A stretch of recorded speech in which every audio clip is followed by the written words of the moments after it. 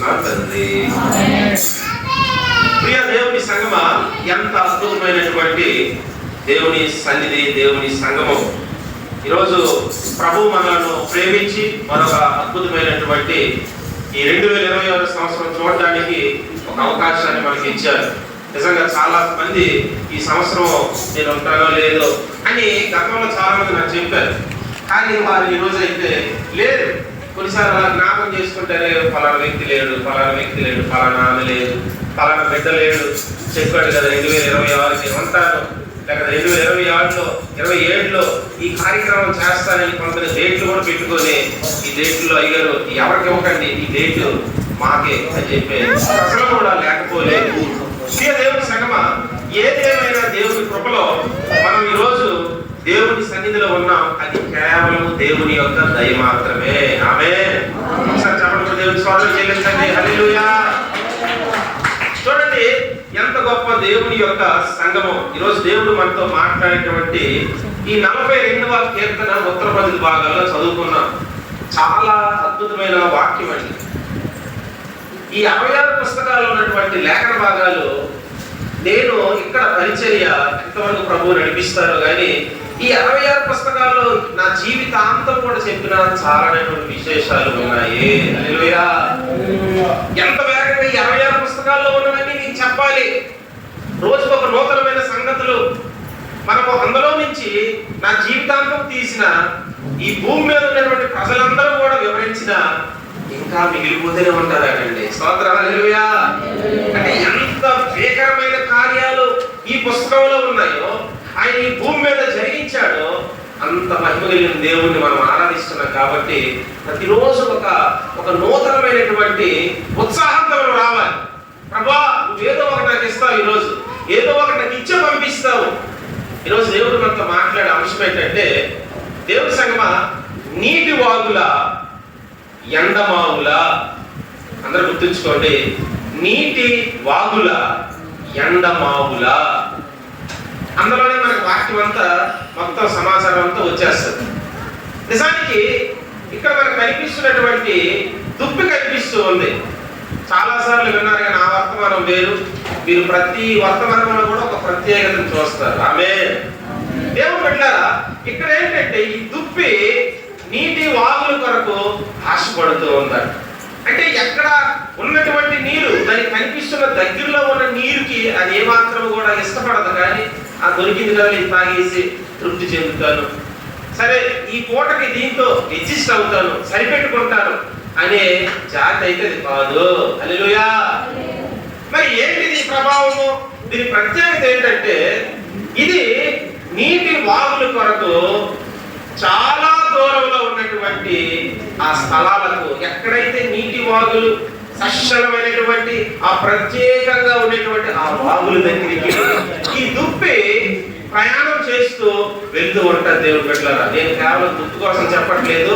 దేవుని బిడ్డలారా, అసలైన వర్తమానంలో మనం వెళ్తామంటే ముందుగా ఈ యొక్క ఇంట్రడక్షన్, ఈ పరిచయం మీరు వెనకపోతే తర్వాత మీకు వాక్యం అర్థమవు. మీ పిల్లల్ని వెనక్కి ఎవరు వస్తున్నారా అవేమి చూస్తే మీకు వాక్యము ఇందులోకి 5 పైసలు కూడా వెళ్తుంది. ఇప్పుడు ఎవరైతే 5 పైసలు చల్లదో మీ లోపల కూడా ఏమి వెళ్ళక ఖాళీగా వెళ్తారు.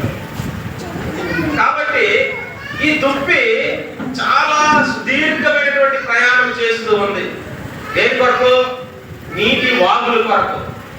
దేవుని బిడ్డలారా, వచ్చే దారిలో ఎన్నో కోనేరులు ఉన్నాయి, ఎన్నో ఏరులు ఉన్నాయి, ఎన్నో అద్భుతమైనటువంటి ఆ యొక్క మంచి చెరువులు ఉన్నాయి, బట్లు ఉన్నాయి, చాలా మంది తాగడానికి కావాల్సినటువంటి ఉప్పొంగేటువంటి కొన్ని ఓటలు కూడా ఉన్నాయి.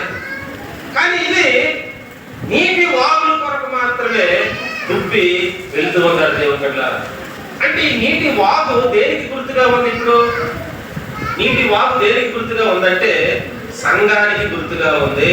ఆమేన్.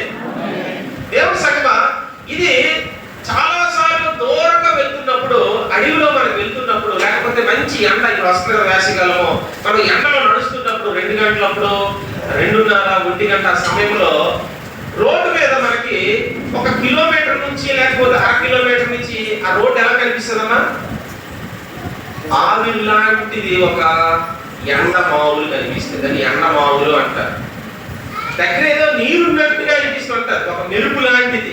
రోడ్డు మీద నా సందర్భం చూసారా, రోడ్డు మీద మనం వెళ్తుండగా 2:30, 1 గంటన్నర టైంలో అంటే మోసపోయే పరిస్థితి.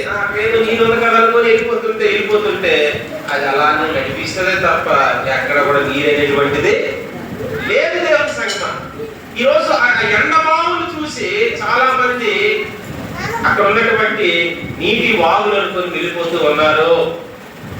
ఈ దుప్పి కూడా ఏం చేస్తుందంటే అది చాలా దూరంలో ఉన్నటువంటి ఈ నీటి వాగులకు వెళ్ళేటప్పుడు చాలా జంతువులు ఈ దుప్పి మాంసం అంటే చాలా ఇష్టం సింహానికి. దొరికింది అనుకో ఇంకా దుప్పి సంగతి ఇంకంతే. ఈ దుప్పి కూడా చాలా తెలివైనది, చాలా జ్ఞానం కలిగినది. దేవుడు ఎందుకు అంత అద్భుతంగా దుప్పి కోసం రాశాడో మీరు చాలా జాగ్రత్తగా ఏదో ఆ దుప్ప సరే అనుకుని వెళ్ళిపోకూడదు.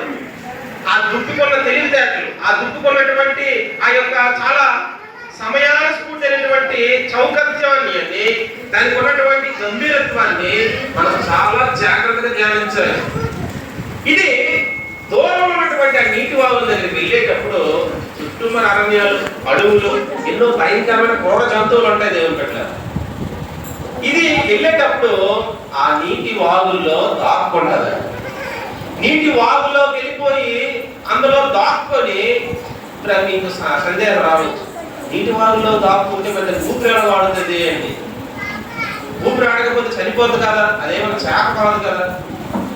అంటే దీని యొక్క నాసిక రంధ్రాలు, దీని ముక్కుని ఏం చేస్తుంది తెలుసా, అది పైకి ఎత్తుతుంది.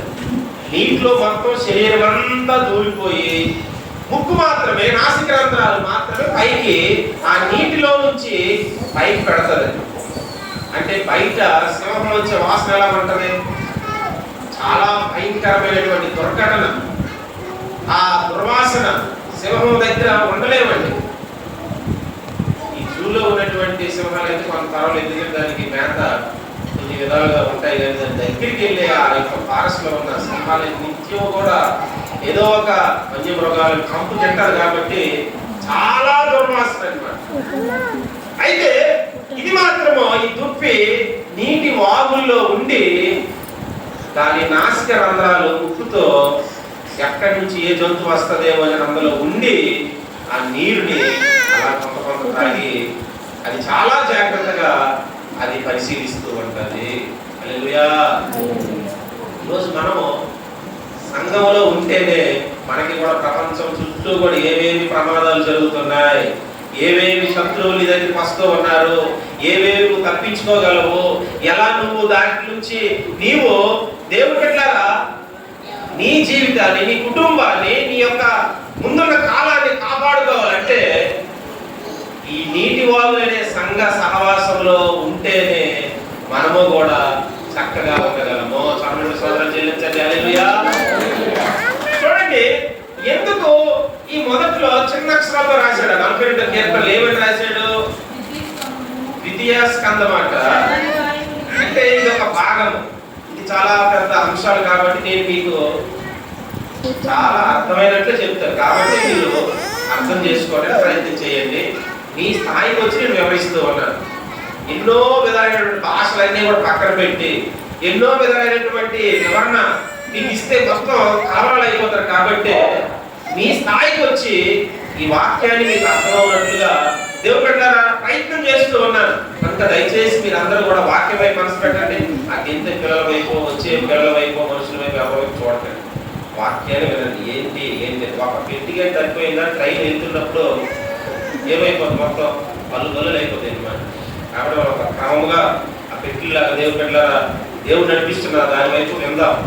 ఇక్కడ ఈ కోరాహు కుమారులు రచించిన దైవ జ్ఞానము అనే మాట చూస్తూ ఉన్నాం. ఎవరు ఈ కోరాహు?